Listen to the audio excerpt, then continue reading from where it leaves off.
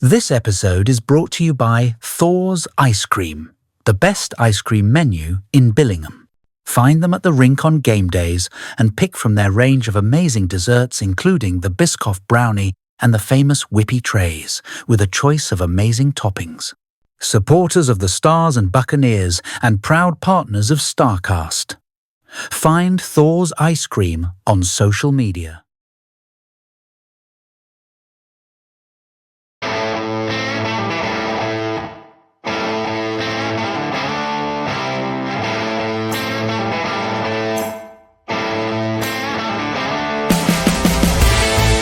This is Starcast, the official podcast of the Billingham Stars. Watch and listen for the latest news from the Big Red Machine.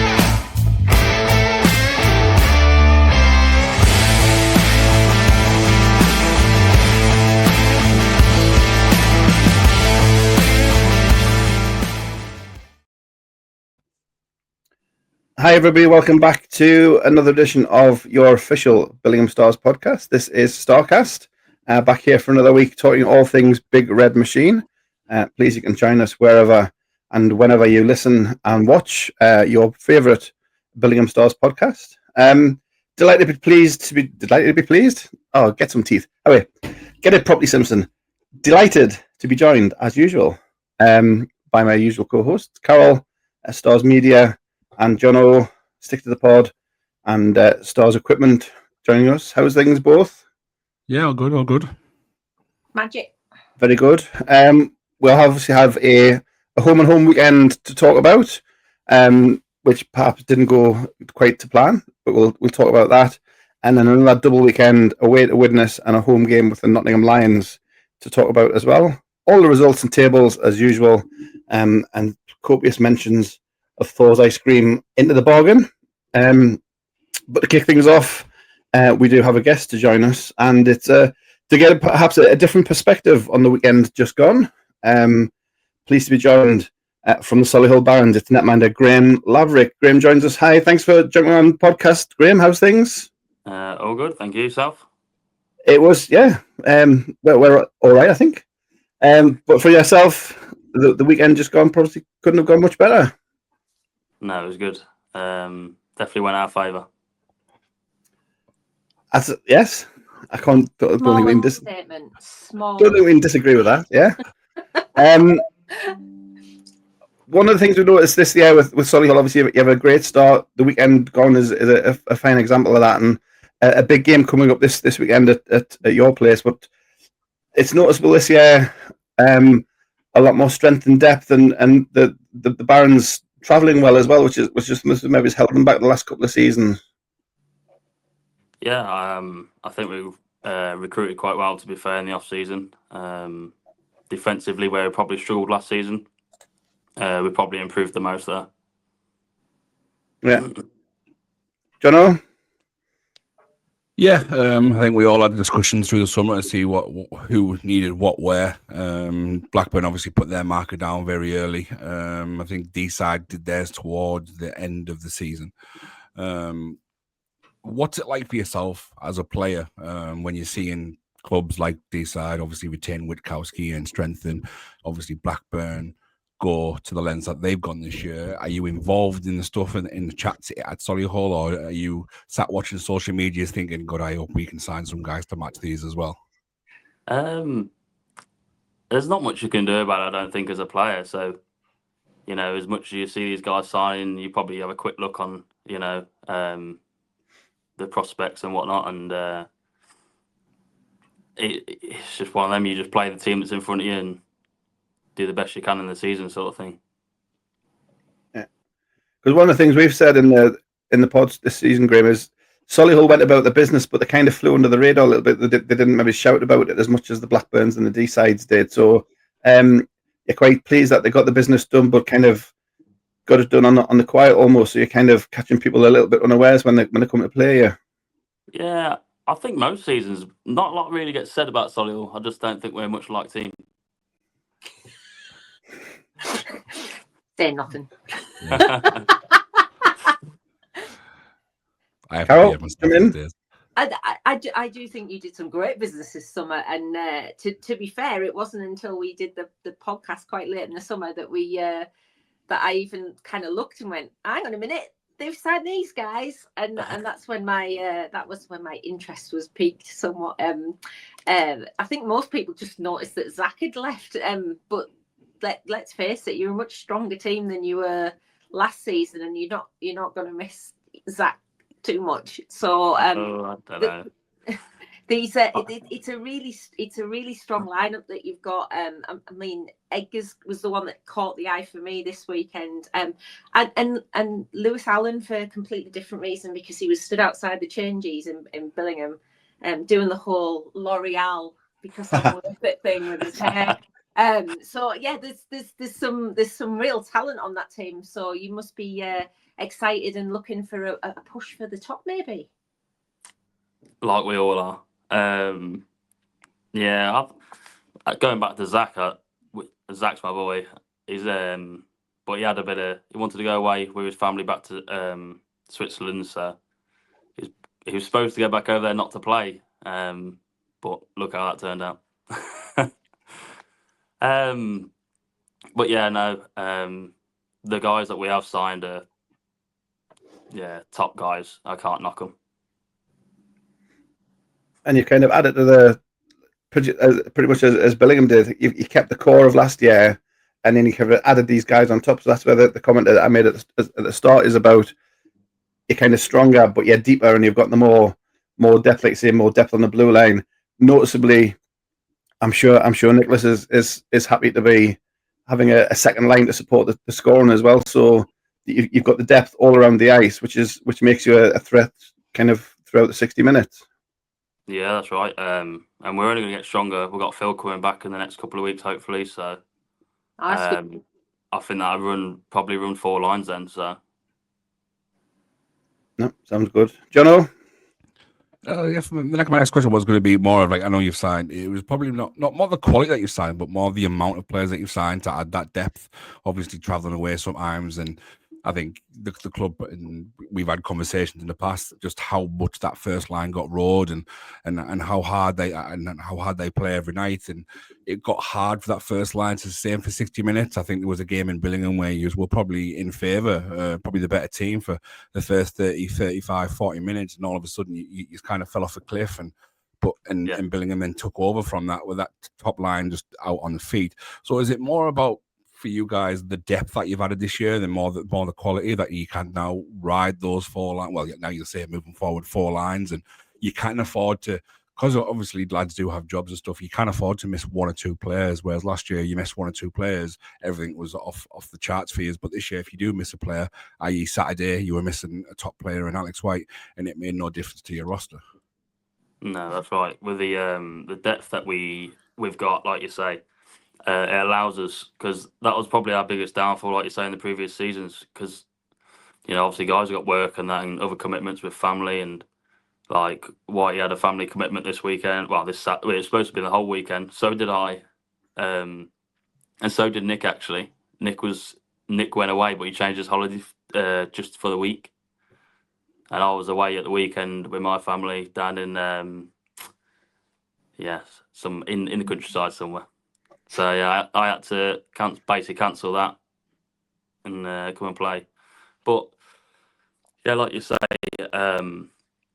just the depth allows us to not so much miss those guys, but we can still change lines up and just keep rolling. Yeah. Carol? I mean, you guys have been there or thereabouts for as long as I can remember, but you've not got the silverware to maybe back that up. I'm sure you've all got like your own goals in mind for the season, but have you as a team spoke about what you would like to achieve this season? I think like most teams, especially us guys, you guys, I imagine D-side, and obviously Blackburn, we all want to win the league title, the cup, the playoffs. But realistically, you'll look around. I believe, you guys, D-side, Blackburn and ourselves should all be at the top there. But saying that, I also believe that any team on the day will beat any team in this league. Agree. Yeah. I mean, we'll talk about the weekend coming up for yourselves in a minute, but it'll be a cathartic thing for us. But to talk about the weekend just gone, obviously a home and home, coming to Billingham first on a Saturday.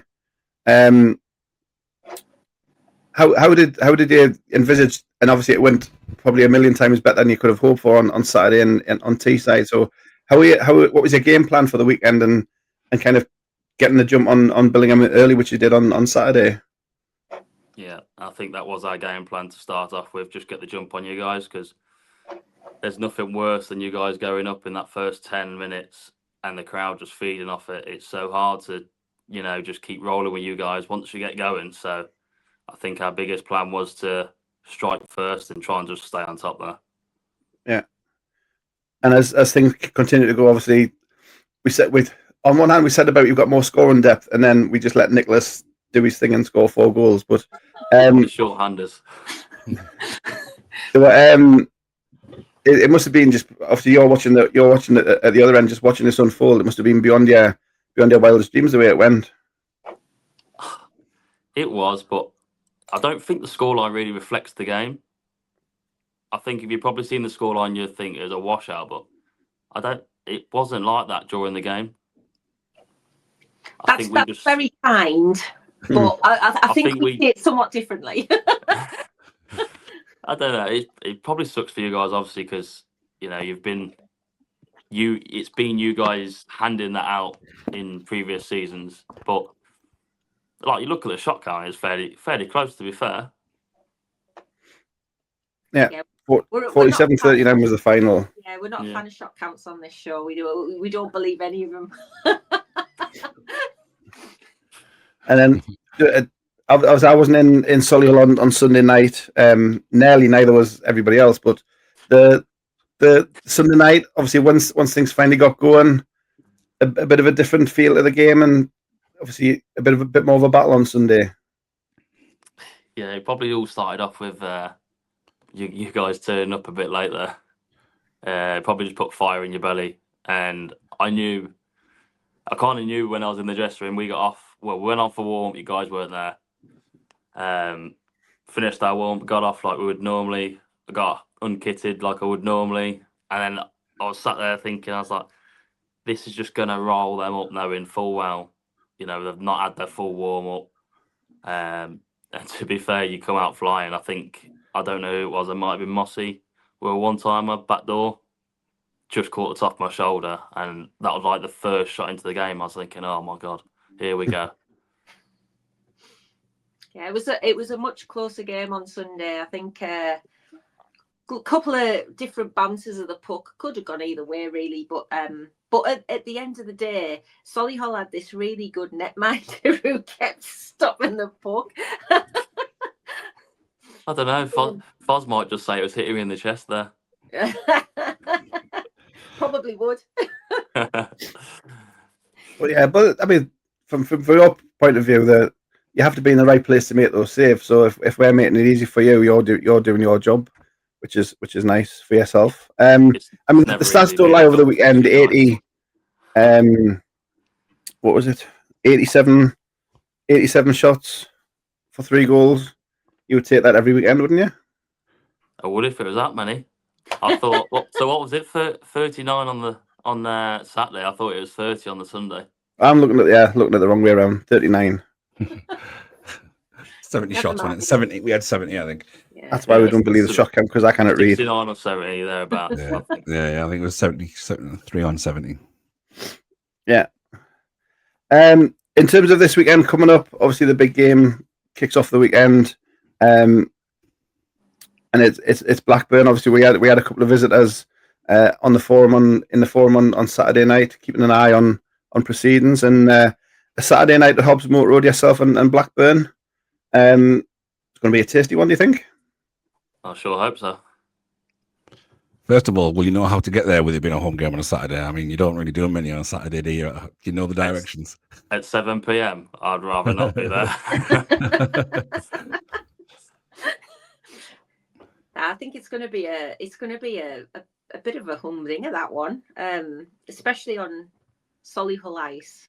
I think having seen both of you guys play, I think on the bigger ice, Blackburn would probably fancy their chances. But at your place, I'm quietly confident for you. I think that's going to be a barnstormer for you on Saturday.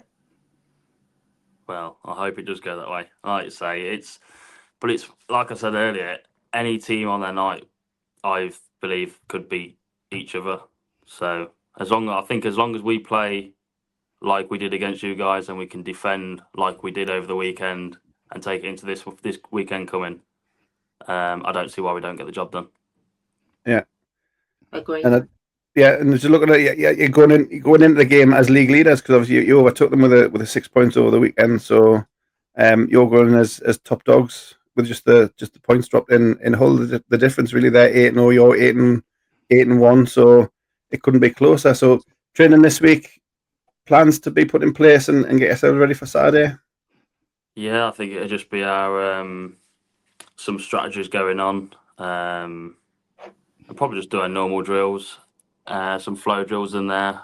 I think it'll be quite a fast-paced game, and we'll just take it from there. Yeah, and it's your only game as well, so you can give everything and leave everything on the ice on Saturday night. Yeah. We have a running line on the pod. As a regular listener, I'm sure you know about every team having a Billingham link. And in Solihull, it's behind the bench, Mr. Lee. What difference has he made the last wee while he's been there?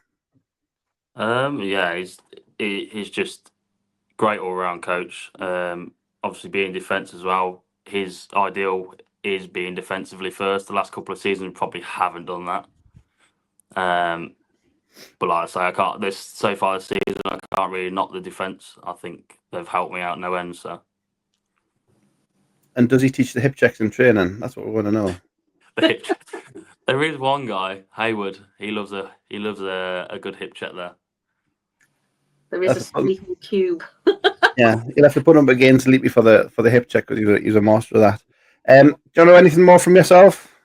Yeah, I was going to ask. Obviously, you have got the big game come Saturday. When do you start thinking about that? Is it now? I know obviously we all have work and everything, and it's a long week at work. But obviously, the light on the league is getting much brighter. There's a lot more focus and attention on the league, so the professional side of it is stepping up. Even though you guys all still have work Monday to Friday. I mean, for you, when do you start your preparations for the game? Do you start thinking about it now? Do you look at elite prospects to see who's scoring for them, and how they're scoring, or is it, yep, train as normal and then go game time? You just see what they throw at you. Yeah, no. Obviously, I'm a truck driver, so it's early mornings for me. So early bedtimes are normally, it's probably about my bedtime now, to be fair. I've been getting a few early nights just during the week, especially coming to these big games. But obviously, I've got twins, just gone one, and I've got my oldest 4 years old, so hands are full. Very much. Carol, anything from you? Just that one last quick one. Obviously Blackburn is stacked this season. Is there anybody you're not particularly looking forward to seeing on Saturday?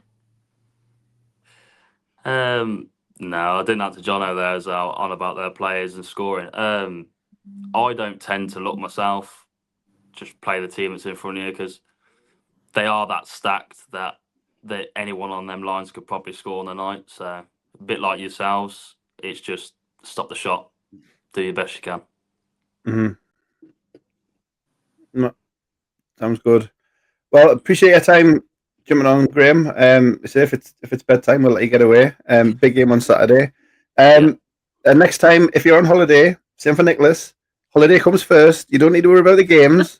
Just look after yourself and the family. But no, I think if we weren't so close to the top, I think we probably would have carried on as we were, but we couldn't miss this opportunity. Yeah, No, it went 100% with obviously ourselves the last couple of years. Once you're on a roll, you want to keep that roll going, don't you? That's it. Well done at the weekend. He says through gritted teeth. No, great stuff from the guys at the weekend. Good luck on Saturday against the Hawks. We'll catch up later in the season. I think you're back at our place in a couple of weeks, aren't you? I believe we are. Yeah. 16th, is it 16th? Yeah. 16th or 18th of November, something like that. Yeah. So if you need another holiday, if you need, just say the word. I'll put the word with Phil. I'll give you a holiday pass. But thanks for jumping on. Best luck for the rest of the season and the weekend, and we'll catch up with you soon. And you guys, thank you. Thank you. And there goes Graham Laverick, the closest any Billingham player got to him. I think that we've been to him this weekend. No, he was. I know. Fuzz said in his interview about hitting him in the chest, but he's got to be there to make the saves, and he was huge for them, backstopping them all weekend, Jono. Yeah, I think to be fair to him, over the last few years, he probably hasn't got the recognition he probably deserves as a netminder. All the other guys, such as our own, Ben Keddy over the past couple of years, even Jacob, have all, and even Tom Brown before that, have all been getting the nods above him. But he's been quietly going about his business the past few years. And to be fair, I think at the moment he's in a purple patch of form, and he's probably playing the best hockey that he's ever played. And he had probably the best weekend of his career so far, which was unfortunate because he rocked up against the Stars this weekend, and didn't we know about it? Yeah, and like you said, Carl, they've improved the D this season, but he's had to play behind basically the Holland Globetrotters. All the Solihull were doing has been attack, and he's had to kind of backstop that himself. So now he's got some of that support, and it's shown in their results this season. Absolutely, I think John O's nailed it there. I think he's flown under the radar himself. He's not got talked about in the way that he probably should have been doing, because he perhaps didn't have the defence in front of him. And this season, he not only does he have the defence in front of him, he's noticeably making the good saves, and especially on Sunday in Solihull. He was extra kind to us about Saturday. I'm not entirely sure that Graham made a whole ton of difference, because, well, we'll get on to the game later. I just think we were dreadful, but Sunday absolutely he did, and that game really could have gone either way with a little bit of more accuracy in our shooting, and maybe Graham not pulling off the saves and standing on his head the way that he did. He is a very underrated keeper, but I don't think that's going to last much longer. I think he will start getting the recognition he deserves this year. Yeah, no, he played really well, as did the Barons through the weekend, and we'll talk about that in a second. But thanks to Graham for jumping on. And I say he's got a big day Saturday night at Hobbs Moor as the Barons take on the Blackburn Hawks. We'll follow that one from afar. Do we want to talk about the weekend? Do we really? We have to. Do you want to put the games together, or do you want to lump them as two separate things? Because obviously Sunday was a bit of a different affair with extra bits to talk about. So should we just do Saturday first, get the bad out of the way? I think the games were so markedly different that we probably should split them up, because there were chalk and cheese at the end of the day. Okay, so we'll start with the chalk on Saturday then. At the Forum Ice Arena, Billingham 1, Solihull 7. Stars goals from Michael Alder, and the Solihull goals, Nicholas Otterson with 4, Edgar Landsberg with 2, and Jacob Race with the other one. As we said, 47-39 the shots on goal. Just I couldn't read them earlier the wrong way around. So yeah, 39 for Billingham, 47 for Solihull. 13 pims apiece. 0 for 4 on the power play of Billingham, 1 for 3 Solihull. A scrappy start, and then once Solihull got the nose in front, there was only one winner, Carol. Yeah, I'm struggling to think of the last time we saw a performance that flat. It was a long time ago anyway. But all teams have that. It happens to even the pro teams. If you want to draw a parallel at the minute, you could probably look at maybe Liverpool in the Premier League. They're having a bit of sticky patch as well. It happens to a lot of teams where, for whatever reason on the night, it just doesn't click. And I don't think anything clicked on Saturday. I thought the play was flat, the crowd was flat. Unfortunately, Middlesbrough were at home on Saturday, which always knocks the home crowd back. Mm-hmm. Yeah, I thought the whole thing was just so different to what we're used to, and I can't really put it any better than that. We played so well against Blackburn, and this was the polar opposite of it. It was pretty poor. Yeah. And Jono, you were on the bench through all weekend, but on a Saturday night, Fozzie mentioned in his post game how the guys just came out flat. Did you notice anything, or was build up as usual, and just by the time the game comes, just something wasn't clicking? No, I didn't know. Everything was spot on. I even got myself there a bit earlier on the day just to get my bits and done early, set up early, and the lads turned up all on time. Everyone went through what they normally went through. But I think Colin hit the nail on the head with the crowd. Like there wasn't that buzz even during warm-ups. You normally hear the crowd, there's a buzz in the crowd, and maybe it was because of it was like the game after the Blackburn game. I think that was put on such a pedestal. It was such a high octane game. The crowd was crazy in that game, and maybe we just expected to take off from there. Maybe the lads just expected the crowd to be on it. Maybe the crowd just expected the lads to be on it. I don't know. But yeah, when you're seeing Sykesy and Mikey missing passes, simple passes to each other, and I think there was a moment where Cal had a bit of an open net to hit, and Lav just gets a leg on it, and it doesn't go in, and you see the shoulders sag on the bench. You think, yeah, it's just going to be one of those nights. We've not had one of those nights for a long, long time, so we were very much overly due. And that's probably one of the reasons why I probably don't want to get onto the performance too much. Yeah, it was horrific. I think the lads knew that. They probably didn't need telling, although they were probably told.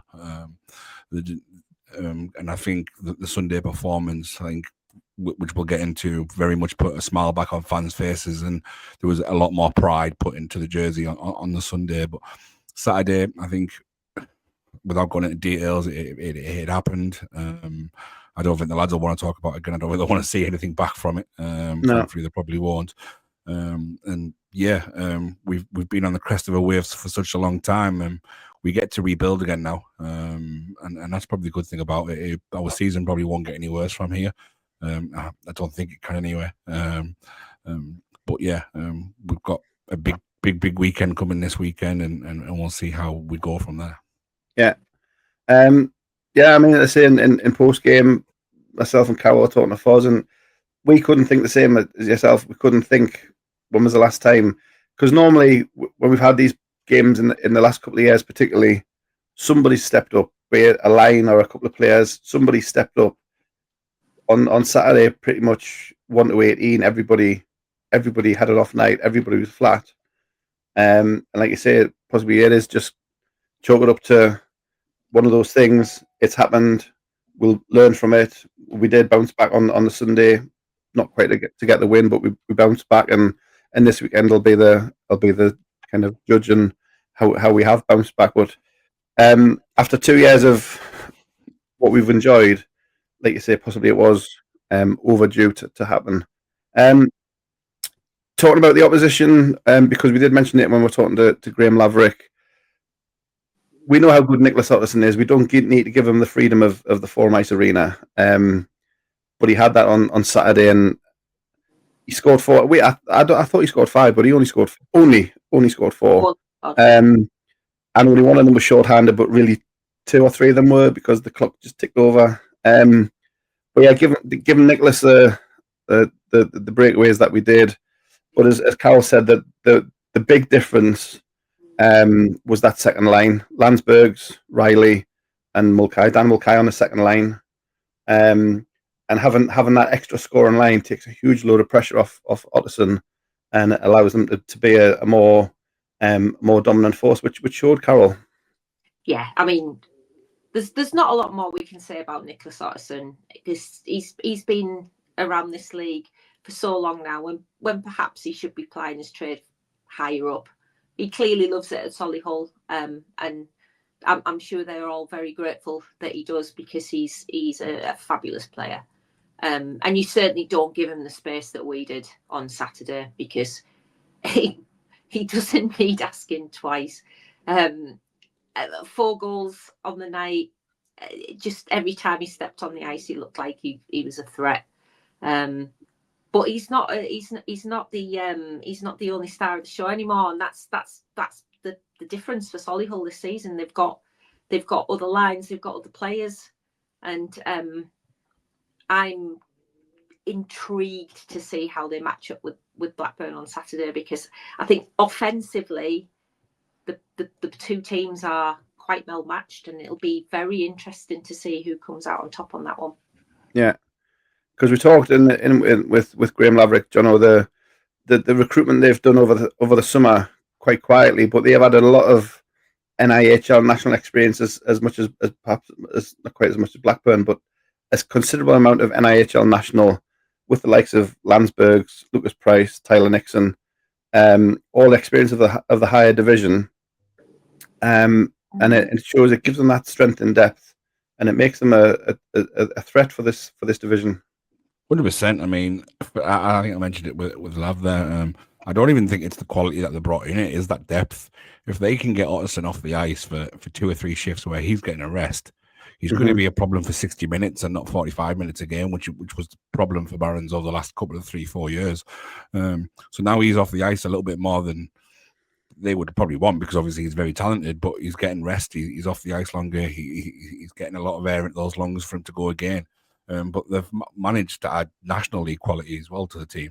So not only have they added depth, they've added quality depth, and it'll only pay them going into big games coming this weekend. I'm not quite the same as Carol. I don't think they do evenly match up. I think Hawks on paper is much stronger side, but Solihull will have to put a performance in better than what they did this weekend to get anywhere near Blackburn for me. I think that team, they're rolling now. They're confident, they're unbeaten, and it's going to take some stopping. Hopefully someone can do it, but I can't quite see who it'll be just yet. But no, I think that on the whole, the depth is only going to help the Barons move forward and maybe just fight for some sort of silverware. It may not be the league title, but there's obviously the cup and the playoffs to play for as well. Yeah. No, but a complete performance from Solihull on Saturday at the Forum. As I say, we do come up again in a couple of weeks' time, so a chance to put the record straight. But on the Sunday, it was the return fixture. As we mentioned in last week's pod, there was quite a few home and homes on the fixture list this weekend. So Billingham made the travel down to Hobbsmoat Road for the Solihull Barons versus the Billingham Stars. Before we get to the game, sound a bit like AA Road Watch for this bit, but 3 of the roads that we use to get there are the A1, the M1, and the M42. And 3 of the roads that were problems on Sunday were the A1, the M1, and the M42. So it was a bit of a trek to get them there for the players' bus and for the fans travelling alongside as well, Carol. Yeah, well, put it this way: I was driving on Sunday, and we were running late in the car, and eventually pulled off the M42 to get onto the A road to get into Solihull. And I do remember turning around to my passenger and going, "Please tell me that's not the team bus in front of us." And lo and behold, it was. And I was like, "Oh no." I don't know why. I just hoped that maybe the bus driver had a better sat nav than me and had managed to find some mystical route around all the issues on the way down. But oh no, it was horrible. It was a horrible journey on Sunday. Down. It was absolutely, obviously, Sod's Law says it's absolutely fine on the way home. Yeah. But going down there was just a nightmare. It just stop after stop after stop. We've all had those sorts of journeys, but when you're trying to make a face-off time, it's not quite as pleasant. And I'm sure for the players it was even worse, because obviously we like to get there decent time so that you can work off those bus legs, etc.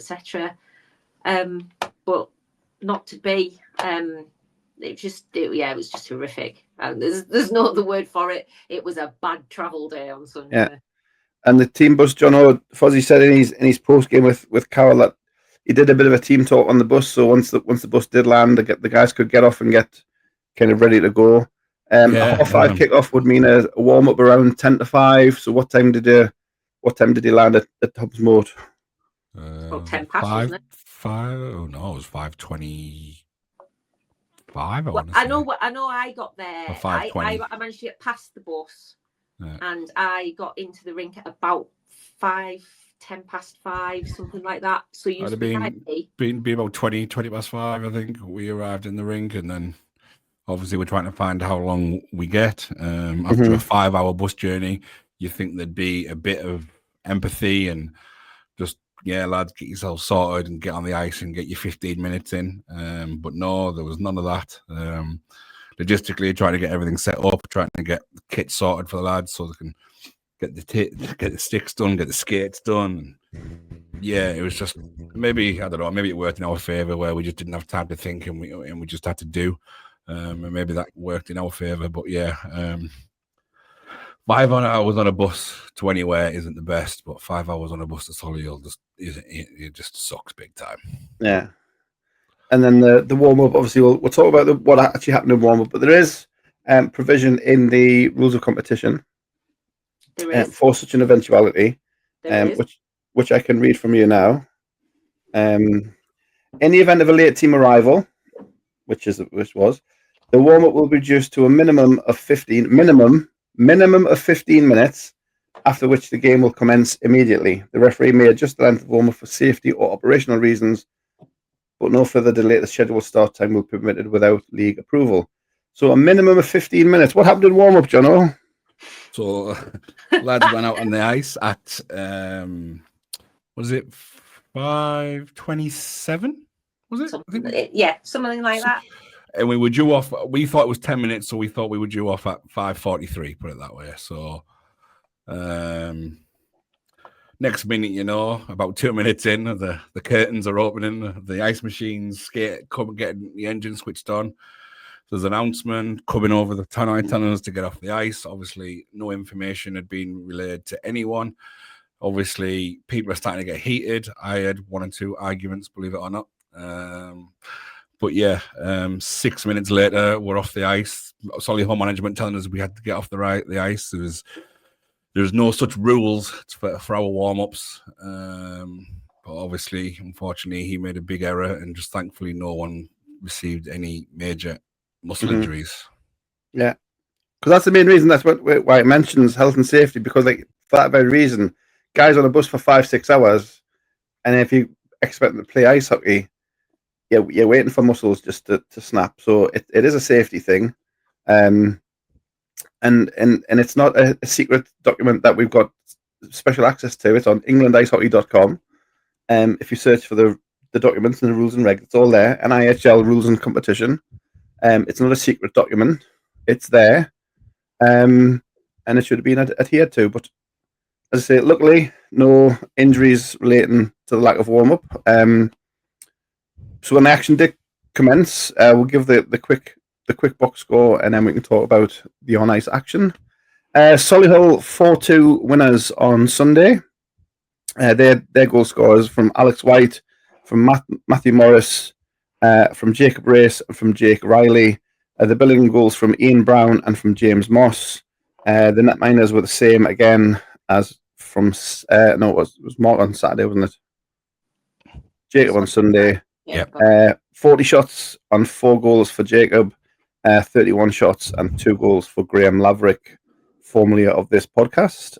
So the Barons take the win 4-2, but the manner of the performance and just basically the battle and the jump was there, Carol, and a much improved effort on the ice from the Billingham Stars.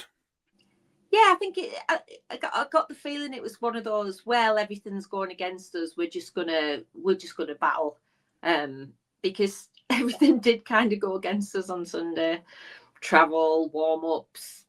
We were short on D, and then shorter on D, and then shorter on D. It was it's one of those games where literally nothing was going to go right. So what do? You know, fight or flight. So we decided to fight, and the performance was very much improved. A little bit of luck with the shooting sticks.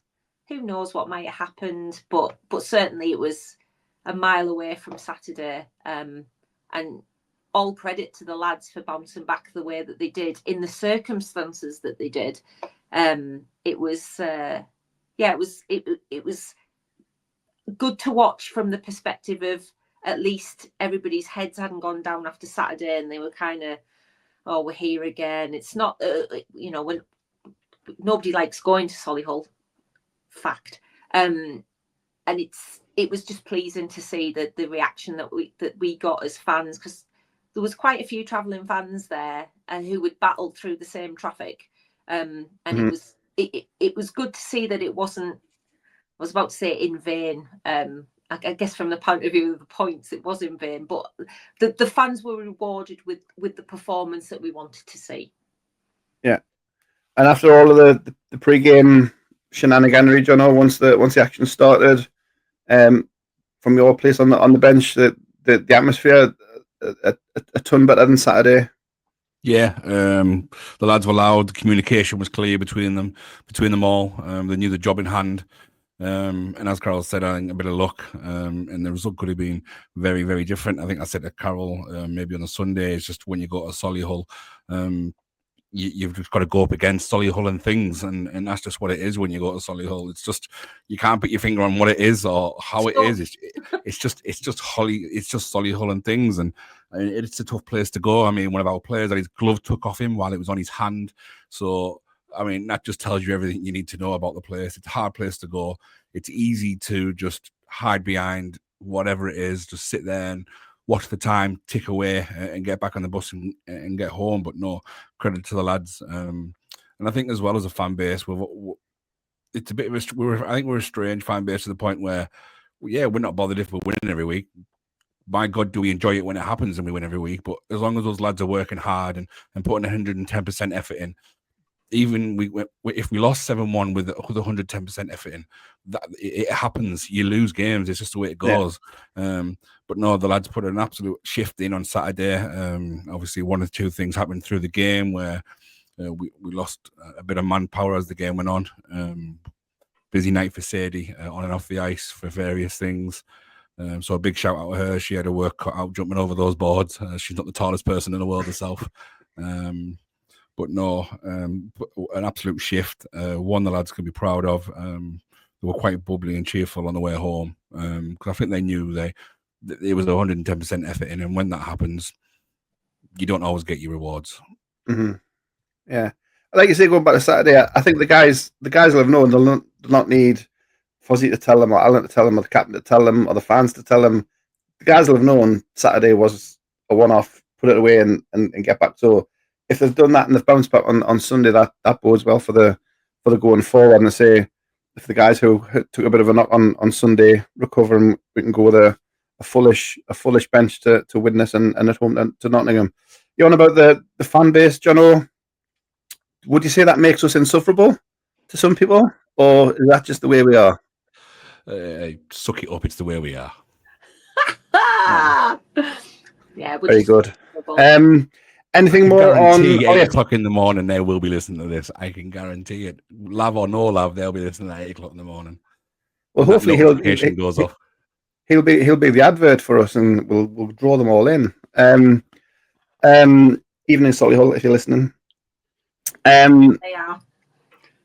I was going to say before we move on, but yeah. So post game, everything that happened. Did the chips salvage the night? Sausage and chips on the bus journey home. Mine were great.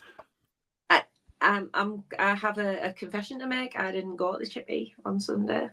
The day had been so long and myself and my car passenger were just so tired and wanted to get home that we decided to forego the chips and just jump straight in the car and go home, because just been the journey down had just, well, it had wiped me out. So I had a good big cups of coffee and got in the car and went home. So I will make up for that next time I go to Solihull, and I will have my fill of chips. But on this occasion, the lure of my bed back at home was too much. I just wanted to get home. So Jono had sausage and chips. You just had A45, M42, M1, A1, A19. A19. I did the 168. Yeah, that bit. A19 to home, but yeah, just coffee sustained me on Sunday, and squashies. Jono will attest to squashies in the car. Very good. I just want to put out there as well, not all Solihull fans are the same, or Solihull people. The girls in the cafe were wonderful. Thank you for helping me out with various bits and bobs, and also the staff with letting me get some ice and that from the machine. So they were lovely and kind. Wish they could all be like that. And the photographers are brilliant. I'll give Keith and Jenny a shout out. They're amazing. Yeah. Did they capture the full 3.5 minute warm up that we had? Did they get a full play by play of the full Billingham warm up? I think it has to be said though. I don't want to hark back to this too much, but sending the Olympia on while there's players warming up. I don't care if you're trying to force people off. Don't put the Olympia on. Don't be silly. Yeah, I think they saw an opportunity and they went for it. I believe, in my opinion. They thought they could catch us cold. That's what they got the win anyway, but they thought they could catch us cold. Yeah, and that's my opinion. It's no opinion of anybody else. It's just my opinion. I think they tried to pull a fast one. They knew that we were entitled to 15 minutes. There was only a training session afterwards, so it wasn't going to hurt anybody. But they tried to pull one on us, and I don't know. You never know. The keys for their changing room might just go missing when they visit, and they might not have a changing room. Who knows? So you shouldn't say things like that in jest, because at the forum that could happen, Jono. Well, you think the forum have got keys for those changing rooms? Good point, well made. We'll draw Vale over the weekend then. Solihull, definitely their weekend. But sign of life for the Billingham Stars on Sunday night, which they can take into another double weekend away on Saturday, at home on Sunday. What we'll do is we'll take a quick break. We'll show you some lovely pictures of Thor's ice cream, and then we'll come back and talk about the results from the weekend, and then we'll look ahead to next weekend for your Billingham Stars. This episode is brought to you by Thor's Ice Cream, the best ice cream menu in Billingham. Find them at the rink on game days and pick from their range of amazing desserts, including the Biscoff brownie and the famous whippy trays, with a choice of amazing toppings. Supporters of the Stars and Buccaneers and proud partners of Starcast. Find Thor's Ice Cream on social media. Still haven't had one. Still need to get one. Next time I will have my Thors. But yeah, thanks to them for their continued support. There's some more photos of great stuff from the van on Saturday, and he sponsored the fancy dress winning thing as well, didn't he? So he give some free stuff away to our fancy dress winner. So thanks to Thors for their continued support of the pod and of Billingham Ice Hockey. Quickly around the results from NIHL North 1. Saturday, Billingham 1 7. Hull Jets 4, D-Side Dragons 3. D-Side on the road. Leeds Knights 10, Sheffield Senators 2. That finished off Saturday. And then on Sunday, at the return, Sheffield 2, Leeds 5. D-Side 2, Hull 1. Solihull 4, Billingham 2, as we said. Blackburn 4, Widnes Wild 1. It was a 2-1 game after 40 minutes, so closer than it possibly looks, although the shots were comprehensively towards Blackburn. And the final game of the weekend, Telford Tigers 10, Nottingham Lions 4, which leaves, as I said in the interview with Graham Laverick, Solihull on top of the table. 8 wins and an overtime loss, so they have 25 points from 9 games. Blackburn have 24 points from 8. Then it's D-Side, Telford, Hull, Widnes, Billingham, who have a 4-4 record after 8 games. Leeds take off the 8th and final playoff spot, and then below them is Nottingham on 6, and Sheffield still with no point. Can't get any lower. Sheffield 0-12 23 goals scored, 79 conceded. Cup tables, still a little bit early. Although I do notice that teams have already been eliminated from the Cup because of results and things. So, Widnes, Sheffield have been eliminated in Group A, and Leeds and Nottingham have been eliminated in Group B. So, things may be starting to take shape there. And the fixtures for this weekend, one of them we've already talked about. We'll quickly through them. 6 o'clock is Telford v Deeside. 7 o'clock, Solihull versus Blackburn and Widnes versus Billingham. And then the late one, 7:20, Sheffield versus Nottingham. That's all on Saturday. And then on Sunday, it is 5:15, Deeside, Telford. The only cup match of the weekend is on Sunday at the Forum, 5:30, Billingham against the Nottingham Lions. And then league only, 5:30, Widnes versus Leeds. And 6 o'clock, Blackburn versus Sheffield. And breathe.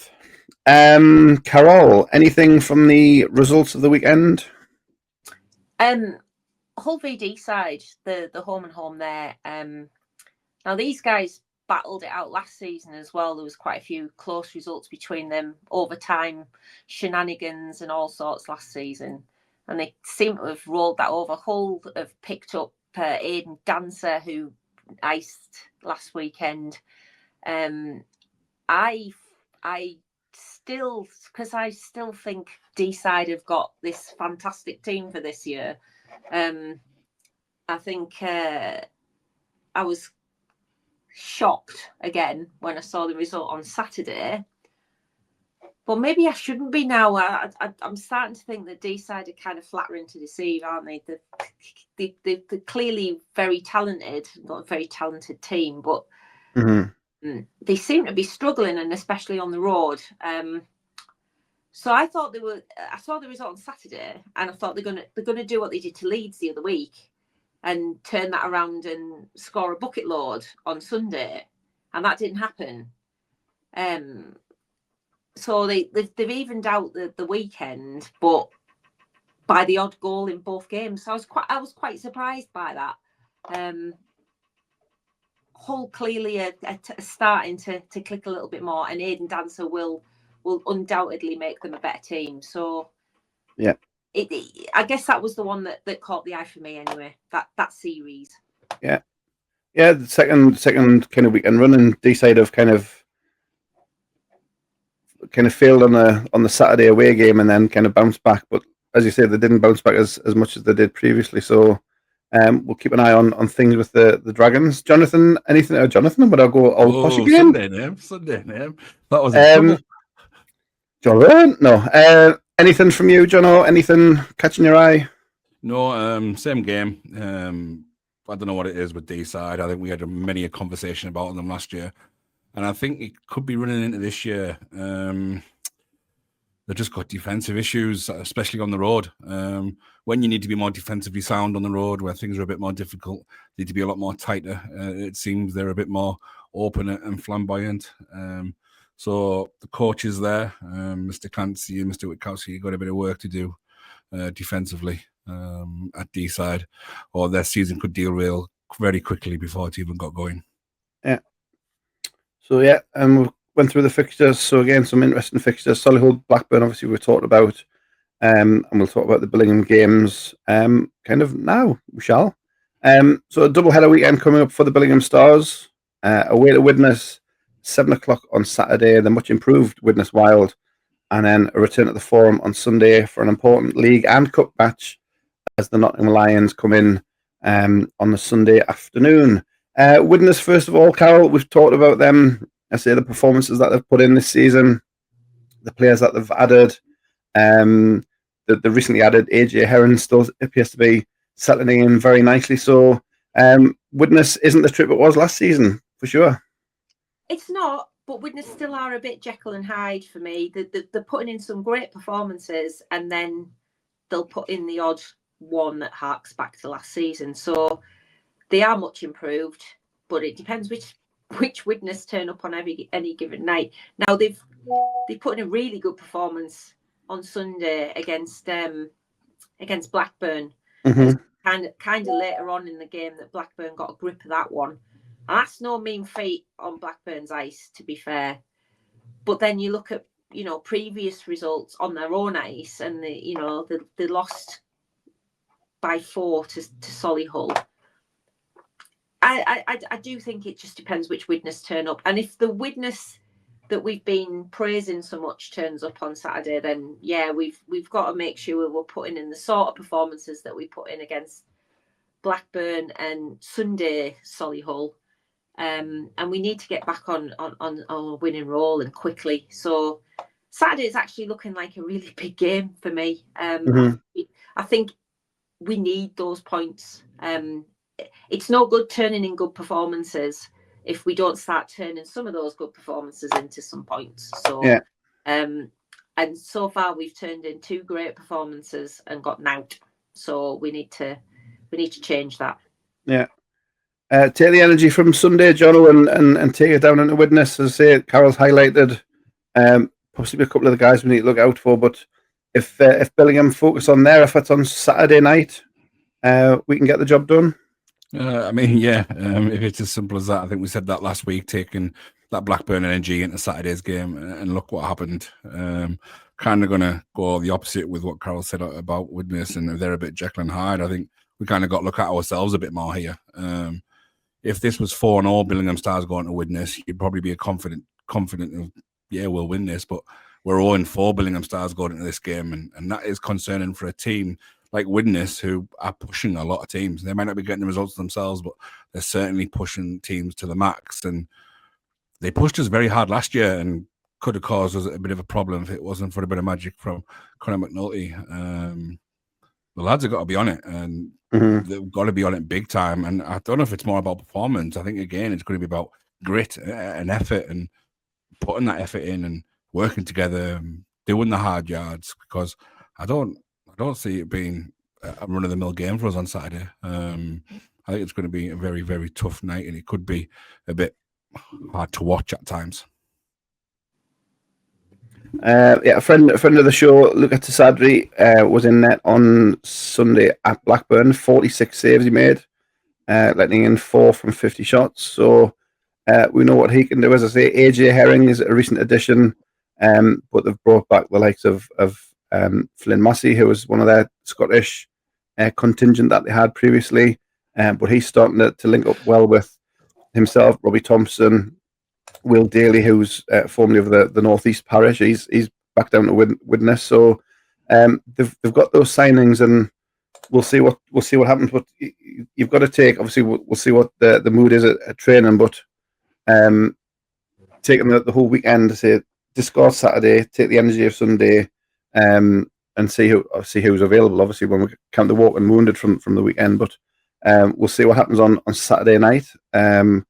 As Carol says, and Jono says, a Billingham team on a 0-4 run, which has not happened for 2-3 years, maybe at least. Last time we lost 4 in a row. I don't even think it was that bad straight after COVID. No, I don't think so. Yeah, it might be before COVID. What I will say is, obviously, we do have Lucas Campion in the ranks now.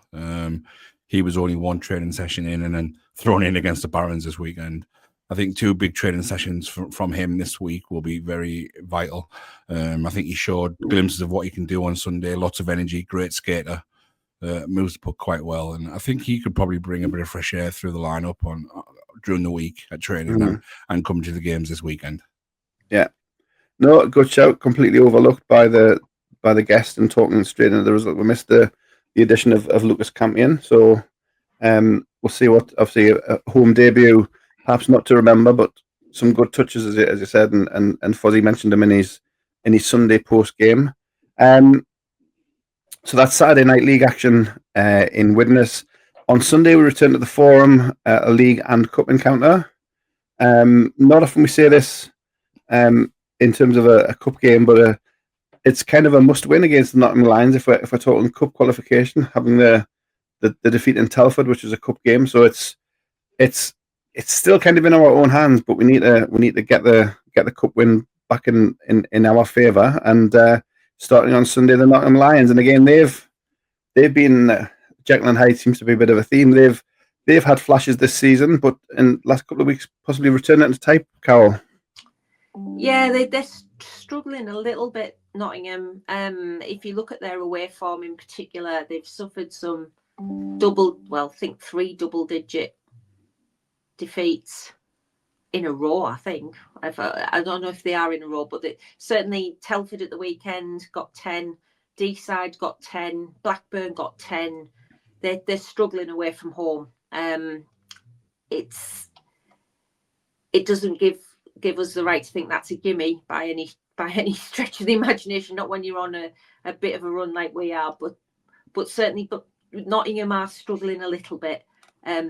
I will say at this point, Alex Rusby isn't struggling. He's still putting them in left, right, and centre. So, Yeah.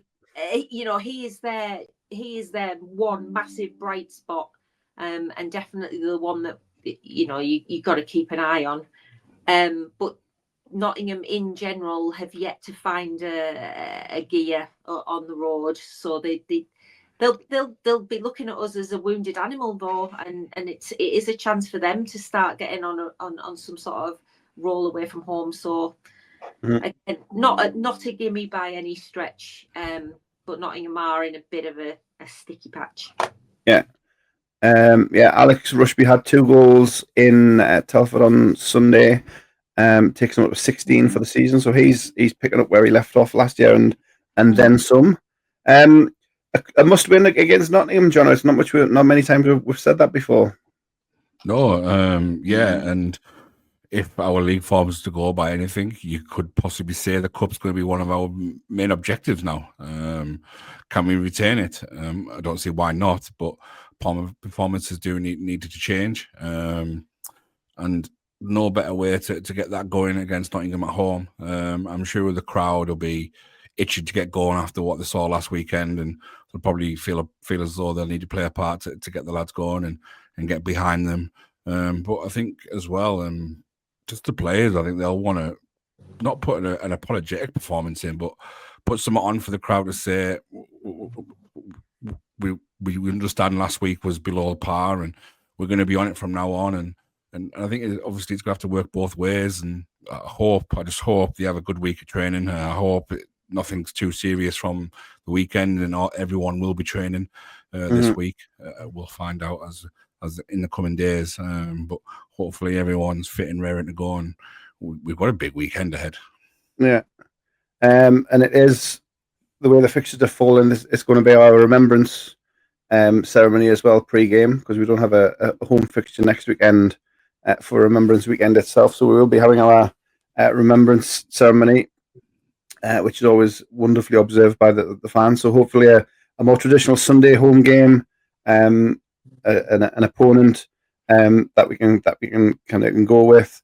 Obviously the remembrance thing. Hopefully get a good crowd in and kind of return to Billingham hockey of old. Anything else on Nottingham before we move on? Other than to say it's 5:30, a league and cup game. Good seats still available, but you can join us at the Forum on Sunday afternoon. Nothing else on Nottingham? No. And of course, 5:30 is now kind of the middle of the night because we put the clocks back. So 5:30 is now pitch black. So look for the entrance on Saturday. We'll see how that looks without the sun streaming through the Forum windows, which was put paid to things that we've tried in the past few home games. So that's the weekend. As I say, we've done the fixtures. So Billingham Stars away to Widnes 7:00 Saturday, and at home to the Nottingham Lions League and Cup on Sunday at 5:30. Any other business? Got me list. Jono has a list. I'll let Jono go first. By all means, you can take the floor if you want. Nope. Just let me, You do your list. Let me find my list. It's been sent on the notes app this time as well, because it's getting a bit longer as each week passes. So first of all, again, thank you for everyone who went to the table last weekend. Some new stuff that you may have seen, and a lot of pre-orders have gone in on for the new sockies, so thank you very much. But also this coming weekend, the Christmas raffle will be launching. We've took a punt. We've increased the cash prize from £100 to now £300. So we've stuck it right up there. There's some crazy great prizes, golf prizes, rounds of golf at the Belfry, booze prizes as always, and daft things like that. Billy Bears are on sale. I think nearly everyone's got one of those now because we've sold lots of them. They've been massively popular. Coasters, mugs. We've got more bibs in now. The baby boom in Billingham and Billingham Stars is going very, very well. They're all being catered for with bibs now. The sockies that are in red, white, and black, again, available to order. Ordered a lot of black ones. The white ones are smart, guys. Come on, get a white one. White ones are smart. Obviously, not recommended to wear for your Christmas dinner, gravy and all that, but they are really, really smart. So do get a white one, in my opinion. Mini jerseys, they're also available. You got your memberships, which get you 50p off Thor's ice cream. So just remember that. Your man of the matches, your puck drops, and obviously your own and loan. So that's pretty much everything from the gang. So do come to the table, say hello, and just a massive thank you for your patience as well, because obviously there's a couple of newbies on the bench running the table now, and it is quite new to them. And just thank you for your patience with them while they're getting your orders through. Trudy's keeping them in line. Don't worry about it. No, I got my particular pre-order on Saturday, so thank you for that. Great stuff from the supporters club. There's plenty going on around the forum on a game night now. There's plenty. I know my interval announcements are getting longer and longer as well, so there's plenty going on. Don't forget to get your photos with Billy the Bear, who is around dancing around, having a great time. Yeah, he's having a great time. Everybody else can have a great time as well. We saw we got him on. He took a step back from the tennis ball bin on Saturday. He must have had a bad experience the last time he did one. So he got a little bit further away from the bin. Protect that nose. It's a bit sensitive, a polar bear's nose. Very much so. Carol, any other business? Yeah, it was suggested that I do a shout out for some of our Solihull listeners, but given they told us they don't partake of this podcast, I'm not going to. Instead, I'm going to give a shout out to Corrie, who's going home. Well, when this podcast comes out, she'll be on her way home, and her last trip while she was in this country was to Solihull, for which I'm going to apologise on behalf of Billingham Stars, because if you're going to come over and watch your son play, the last place you really want to go is Solihull.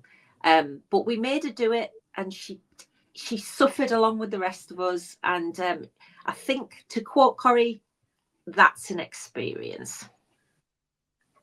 Definitely. Safe Corrie. And don't forget my advice. Safe trip. Unfortunately, I didn't get to see it. Obviously, I missed the Blackburn game. Didn't get to see it at the weekend. So another weekend that Corey's been in the company, because when she came for the playoffs, obviously I wasn't there either. So yes, safe trip home. If she has her way, I'm sure her next visit might be a permanent one.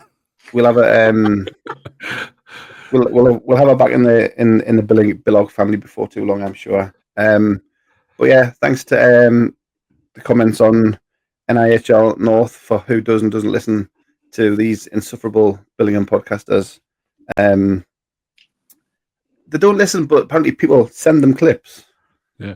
What's crazy is it's the same fan base who are begging for stick to the pod to come back. Yeah. There you go. Drowning in content, as you say, Craig. Yeah, yes. Well, yeah, thanks for that. Any other business?